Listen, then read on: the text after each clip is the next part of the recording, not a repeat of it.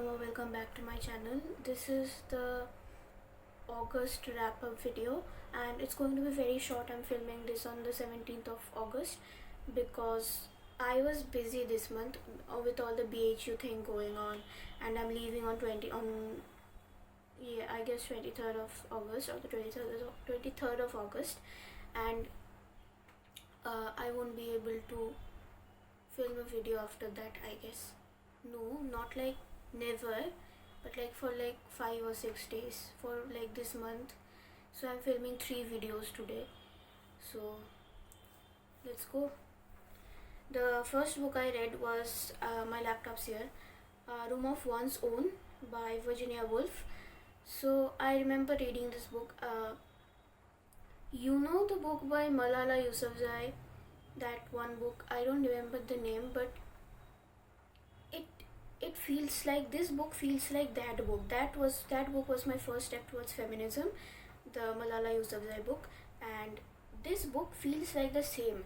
Like I don't know how she like got this published in like 1920 1918 I guess. I am not sure. It has been a while.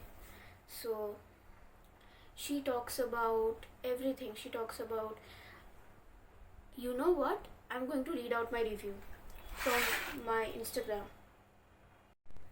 So I'm reading it out.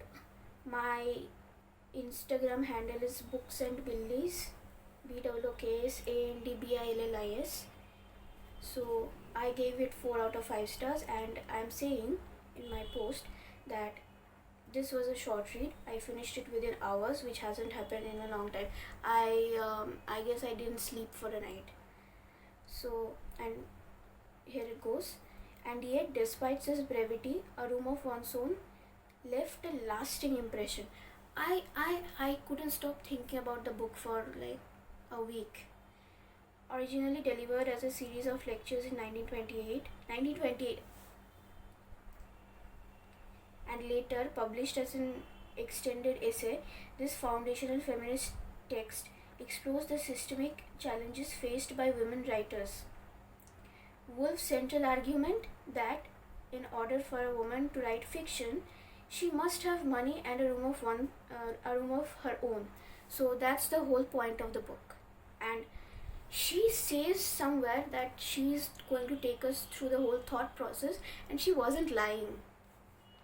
And it's brilliant, lyrical, and sharp-witted exploration of gender, creativity, and power structures. If you're into feminism or non-fiction, this is essential reading. Actually, scratch that. If you're human, you should read this. I have never been particularly drawn to non-fiction.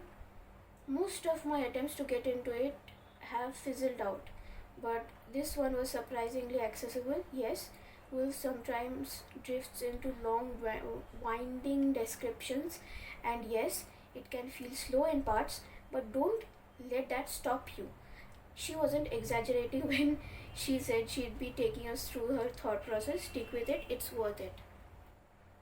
One of the most striking aspects of the book is how subtly and at times blatantly Woolf exposes the misogyny embedded in everyday life, from women being denied entry into libraries without a male escort or resident, I believe as she calls it, to the imagined tragedy of Shakespeare's sister. She holds a mirror up to centuries of erasure. And yes, Woolf even touches on homosexuality, an incredibly bold move for her time. Frankly, I'm astonished this book got published. Now, let's talk about the most famous part, Judith Shakespeare. Many people read the book for this section and solely this section, and they're right too. It's brilliant. Woolf imagines William Shakespeare had an equally gifted sister. She names her Judith, as just as talented, just as brilliant, just as hungry to write. But you know how that turned out. If you have read the book, if you haven't, go and read it. Next, I read The Bell Jar by Sylvia Plath. How did I pronounce it? The Bell Jar by Sylvia Plath. I rated it 5 stars out of 5 stars, obviously. And you know the drill, I'm going to read out the Instagram post Set in the 1950s America, The Bell Jar is a semi-autobiography. I need to increase my font size.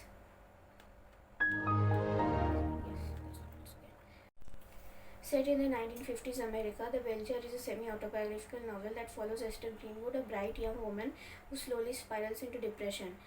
Through her internal monologue, Sylvia Plath explores themes of mental illness, societal expectations, womanhood, and identity, all with unsettling precision. It's a disturbing, beautiful, and deeply personal descent into the fragility of the human mind. Reading The Bell Jar felt like standing too close to a mirror. The disturbing part wasn't how shocking Esther's thoughts were, but how familiar they felt. From the very first sentence, Plath subtly lays out symptoms of depression, how she doesn't know what she's doing in New York, classic symptom, not with clinical labels but with aching detail. The suffocating metaphor of the bell jar, a glass dome trapping Esther in her own stagnant tale, captures the isolation and numbness of mental illness more accurately than modern psychology textbooks. The fig tree analogy deserves all the praise it gets. You know it. You saw it somewhere, I'm sure of it. It's a stunning metaphor for choice, ambition, and the paralysis that often comes with having too many paths and fearing the wrong one. Every branch is a life Esther could live, but as she waits and hesitates, the figs begin to rot and fall. That one image holds so much truth, and especially for young women trying to navigate a world full of expectations and impossibilities. Honestly, this should be a canon event for anyone turning 18, especially for girls. It's not about growing up. I don't know why I'm stuttering so much. It's nervousness. It's not just about growing up, it's about waking up to the way society talks about women, ambition, sexuality, and sanity. This book explores social norms of the time, like how getting a contraceptive device was illegal and how men like Buddy Willard expected women to be both pure and perfect yet silent. These details aren't just historical. They reflect how control over female autonomy has long been policed in quite institutional ways. I wrote a poem on it.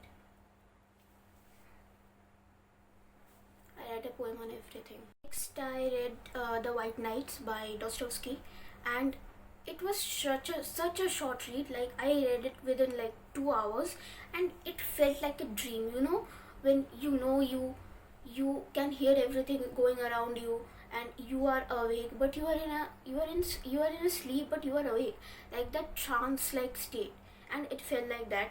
And I think not everyone who reads books should read this book. And like I wrote, some books are like windows.